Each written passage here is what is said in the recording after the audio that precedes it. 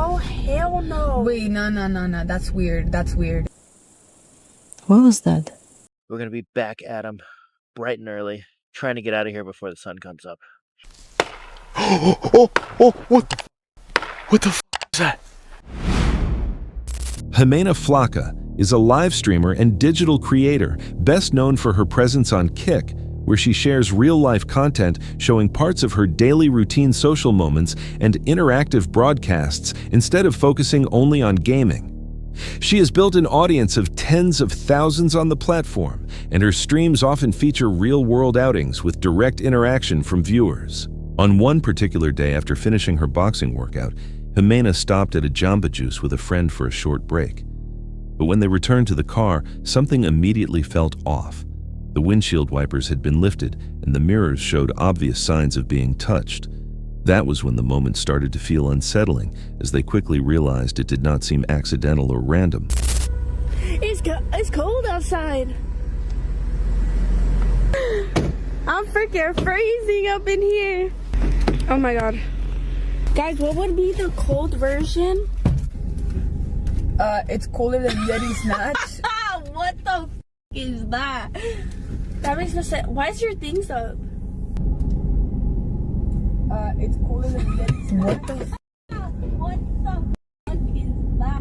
No, wait, I'm gonna drive off. That's a way for you. That's a way for sex trafficking. That's a way for you to Get out the car and fix that and someone stabbed me under the car. Oh, hell no. Wait, no. That's weird. That's weird. Nah, that's weird as fuck. I don't give a fuck. I'm gonna drive with those up. Things. Oh my god, they put up my mirrors too. Wait. That's scary. It's because I can't drive without. I don't know if someone's gonna follow my car. I'm watching. Look, and the What's this though? No, why would they only do that so you get out the car and fix it? Between the parked vehicles, a shadow is visible. At the same moment she begins driving away, a man suddenly rises into view.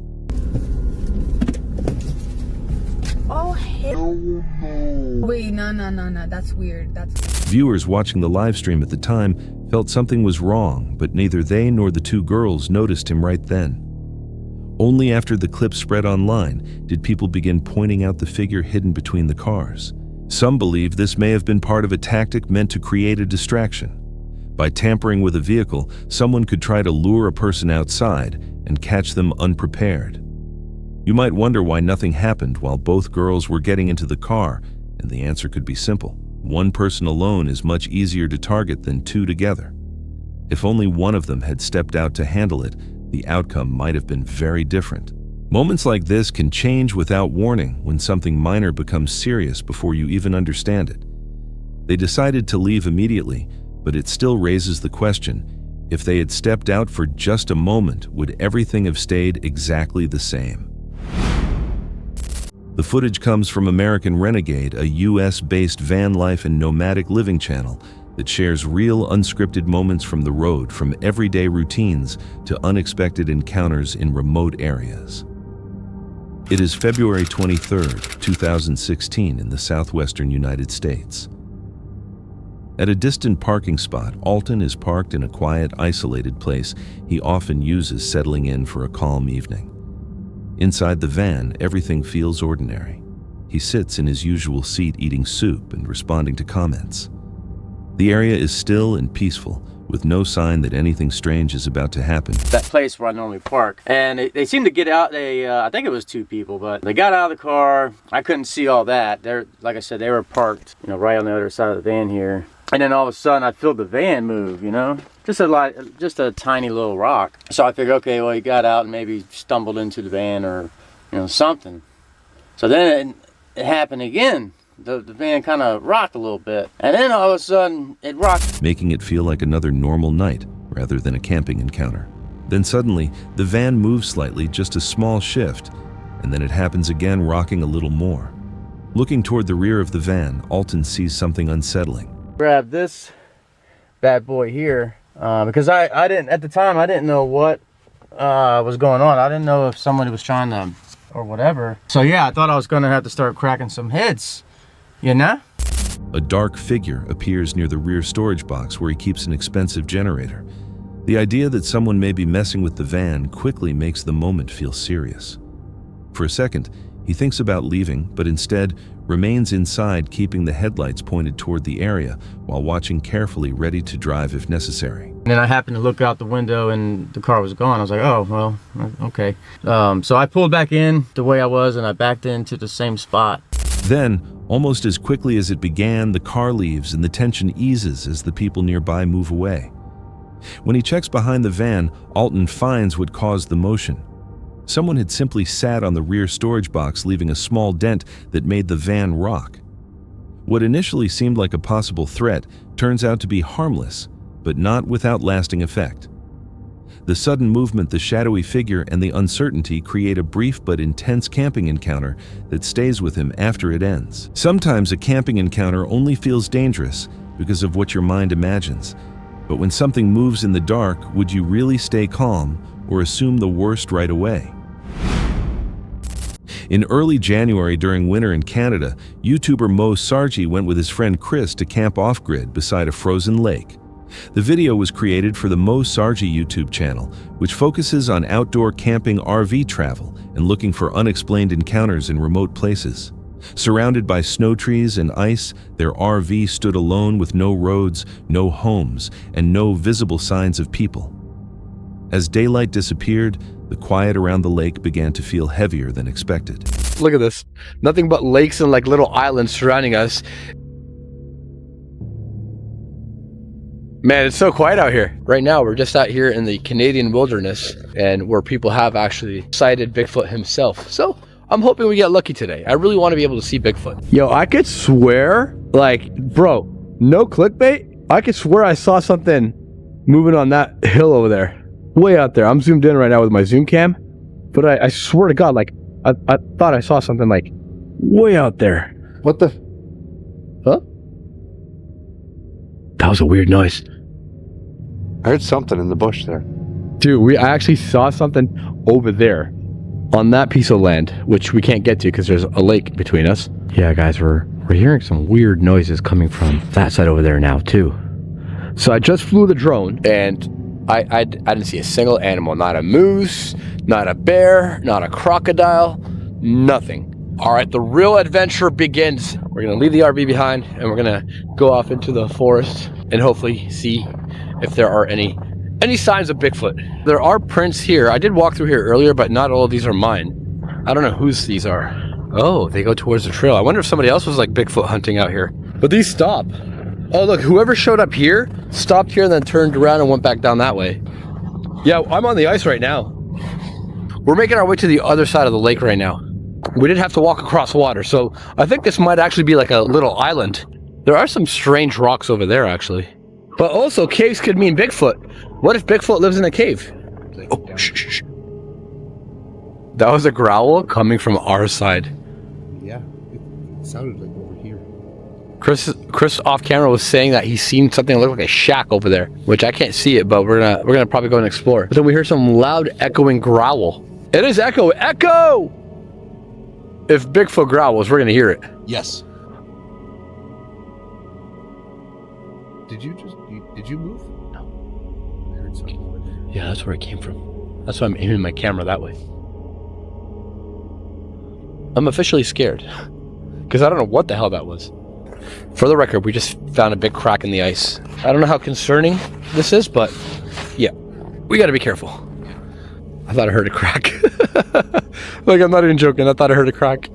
Why does this part here look darker than the other parts? Is it shallower? Or is it weaker ice? What the fuck was that? You heard that, right? Could that have been the ice? But it sounded like it came from here and then over there at the same time. Those are footprints, dude. Oh, look!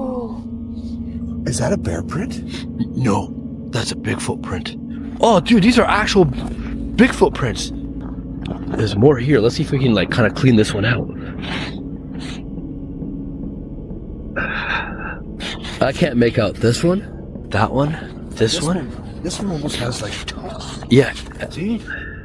Almost like a hand.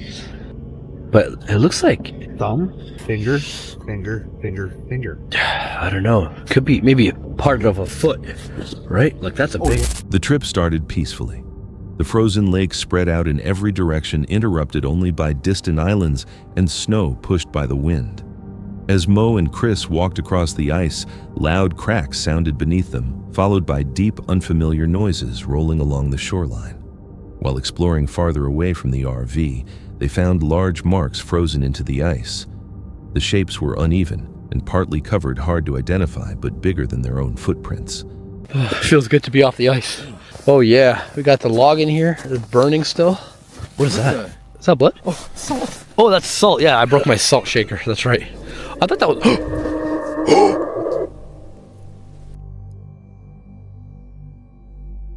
I've never heard that before.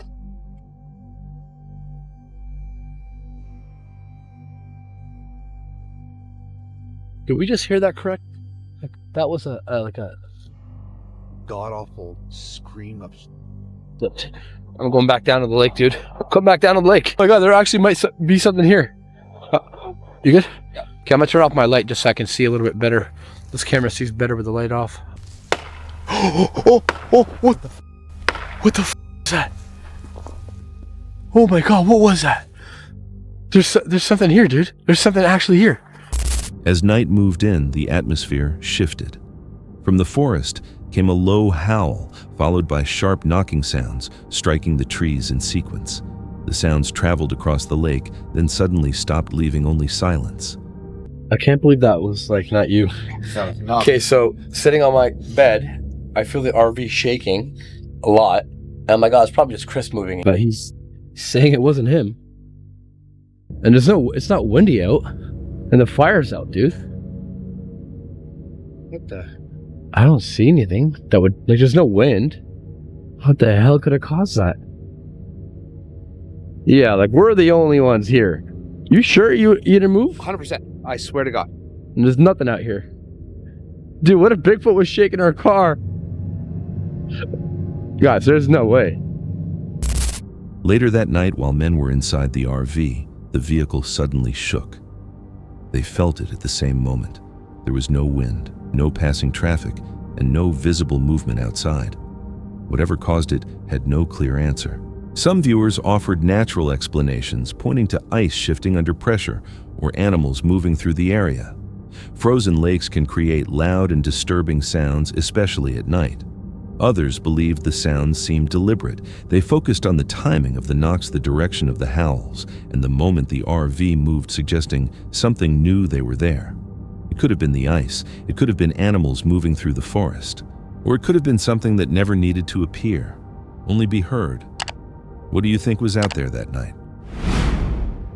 Late in autumn, Sam from the YouTube channel Camping with Sam Bananas reaches Woodlawn Cemetery in Toledo, Ohio. His channel centers on camping and calm outdoor exploration.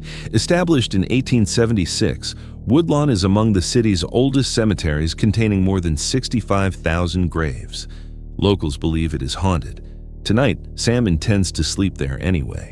As for the paranormal activity reported in this cemetery, there are countless sightings of a woman in white.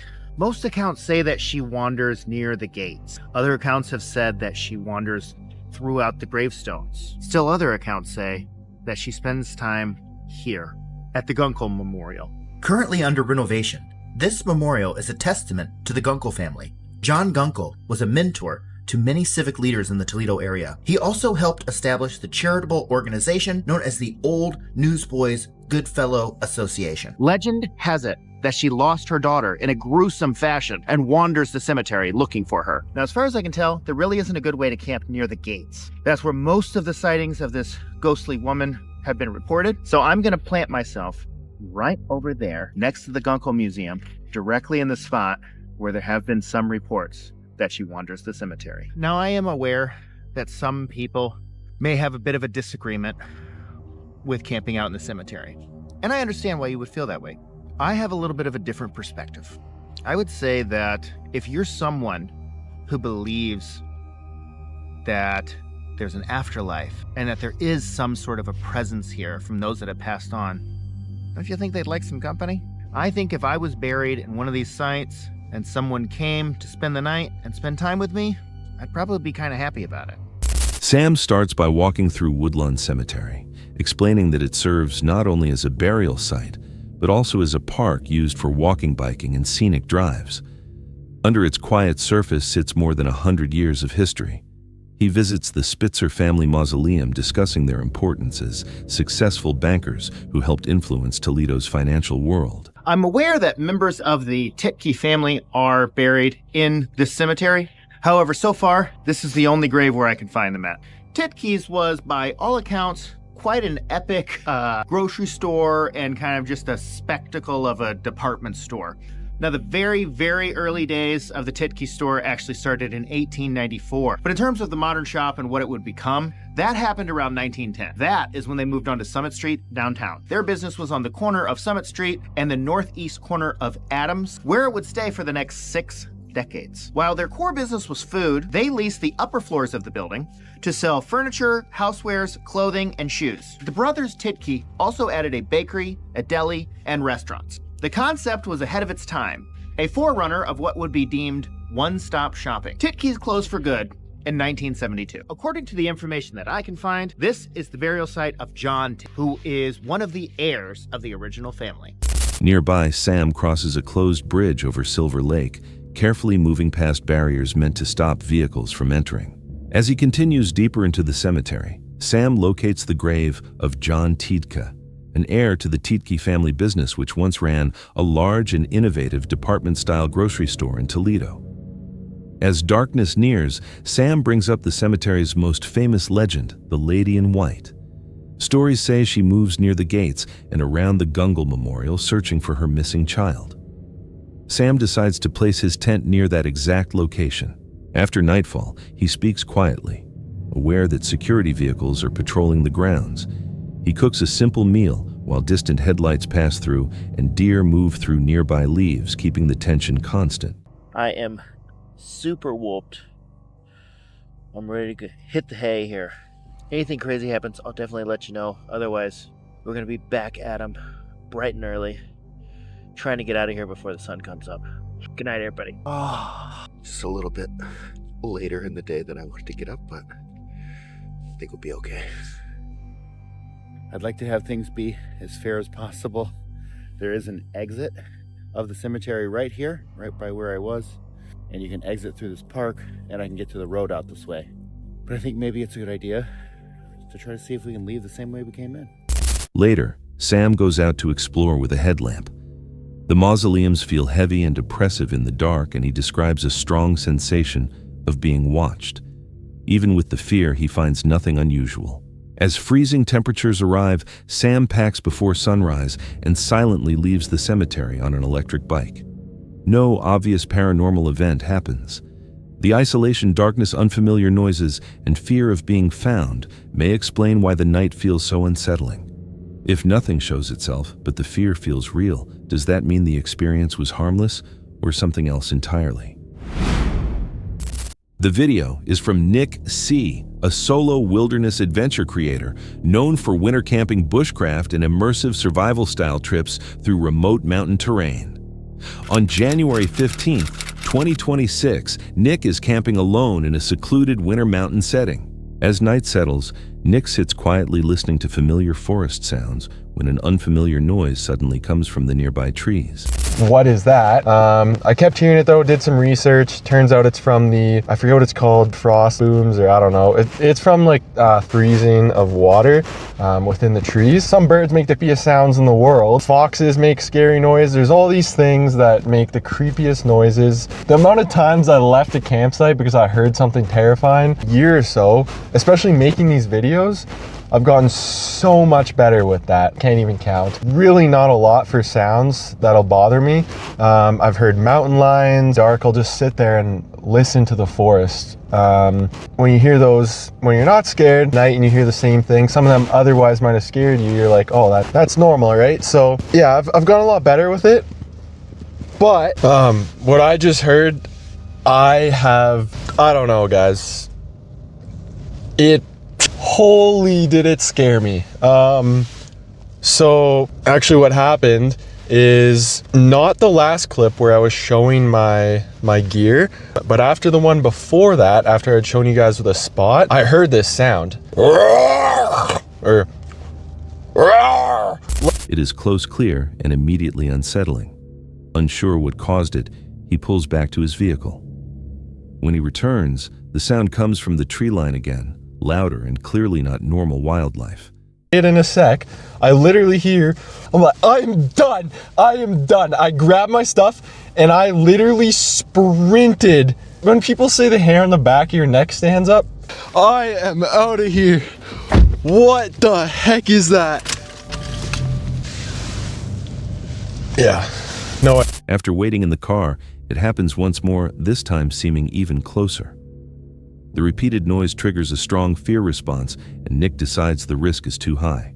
He abandons the campsite, runs back to his vehicle, and later replays the audio. The sound is clear but hard to identify, leaving him shaken and unwilling to return that night. The incident shows how unfamiliar sounds can overpower experience during solo winter camping. And when the source remains unknown, the question remains, at what point does caution become the only safe decision? The next unsettling video comes from Roaming and Raymond, Motorhome Adventures, a UK-based solo van life channel that records real unscripted trips around Britain. On June 25th, 2024, in Brading on the Isle of Wight, bad weather leaves the creator alone inside her motorhome as mist and rain move in. Because I've got to do that thing online tomorrow, even though it's meant to be raining tomorrow and it is already getting misty. Gorgeous view that though, innit? So, don't know what to do now. I mean, I came back to Brodick because it was meant to be chucking down, and I've just used the last of my milk as well, so I need to go to the shop, which means I want to be as far away from this end of the island. You know, I've got places I want to go back to that I really liked, and I want to go to new places as well. I'm going to walk Wolfie for now, go and walk to the co-op and get myself some milk. I could stay here till tomorrow because at least I can get editing done and get videos uploaded, see if it does piss down or not. I mean, I'm meant to be meeting Stephen and going to the botanical place because you have to sit outside on the beach a bit, which ain't very good if it's chucking down with rain. Well, we've been well and truly rained off now, so that's the end of today, and I've got an issue again. This is where I've got to get Carl to do the welding. When I get back, I'm just going to have to shove a towel in there for now. But it'll stop me bloody carpet getting wet and rotting and getting mushrooms growing on it. While I'm rained off, as Stephen calls it, Van Jail. At least I can get editing done, can't I, Wolfie? Which ain't very exciting for you, is it? Anyway, I thought I'd do an update. So I've done now, I left on the Sunday. Unaware that the quiet night ahead will bring more than poor conditions. Late at night, she takes her dog through streets that feel strangely empty, with the darkness and silence creating unease. When I took the dog out, because I didn't take him till 11:30, and then because it's like the middle of the week, there was nobody around. I'm not a fan of the dark anyway, but at least there's street lights there. But yeah, otherwise I've been alright. Last night, coming in, I kept getting a big massive puddle down there in that ridge. And it's been that bad. That and that are absolutely sopping wet. Gotta try and get them dry. I ended up having to move last night. I mean, not very far, but because where I was open to the elements, and 45-mile-an-hour winds all night, and it was blowing on that side of the van. And I think that was just making it, forcing the rain in to wherever the tiny gap is. That was about 12:30 last night. I ended up moving because I just thought I'm going to run out of tea towels to try and dry. Overnight, heavy rain begins leaking into the van, leaving puddles inside as strong wind pushes more water in. As towels start running out, she moves the van to find shelter, only to find the seatbelt stem loosening in her hand. So I've got a towel shoved down there for the leak what started yesterday. I've got a towel shoved down there. I'm trying to keep me and the dog dry. I went to put my seatbelt on and the whole stem just came off in my hand. Well, it's not the bolt, it's the nut. It completely come off and I hadn't realised. So as I went to put the seatbelt on, the stalk bit with the clip thing on the end was in my hand. These have been that low, they're going below 12, and then it's done so the compressor fridge cuts out so it doesn't drain. With batteries dropping and the fridge shutting down, the van becomes cold, turning the night into one problem after another. The night shows how quickly small issues, weather isolation, and minor mechanical failures can build into serious pressure when traveling alone. And when quiet roads, darkness, and hidden problems pile up, how easily can a calm night become something far more unsettling? The next unsettling video comes from The Muscovite, a travel and lifestyle channel following solo road trips and remote camping throughout Russia. On October 8, 2025, the trip brings her to a wooded area in Karelia where isolated bungalows sit silently near a lake without sign that the quiet will last all night. The camper checks the small house she is supposed to use. The room is tight with a low entrance and a narrow window facing the forest. Inside, the light as broken spiders line the walls, and the bed and furniture are worn. Towels have been stuffed into holes in the walls to make the space usable while the forest outside remains still. The poor state of the bungalow and the isolation create unease. Then a sudden unexplained noise comes from inside.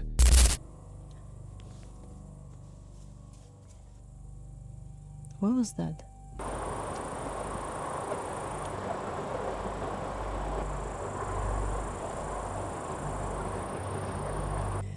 She stops unsure where it came from as the woods outside stay silent.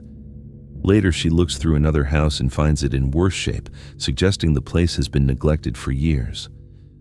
Through the night, occasional sounds come from around the campsite, repeatedly pulling her attention back toward the forest. Though disturbed, seeing houses and parked cars across the road keeps her from panicking. By morning, she reflects that while the first bungalow was unlivable, switching to another structure made the night manageable. The night in Karelia shows how isolation, silence, and unfamiliar places can heighten uncertainty even without a clear threat. And when a place gives no answers, the question remains, how do you know when discomfort is harmless and when it is a warning you should not ignore?